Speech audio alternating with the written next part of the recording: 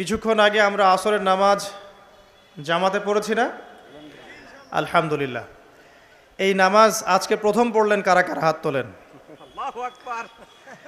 আজকে প্রথমবার নামাজ পড়লেন কারা কারা? হাত তোলেন দেখি। আচ্ছা, সবাই নামাজি, মাশাআল্লাহ।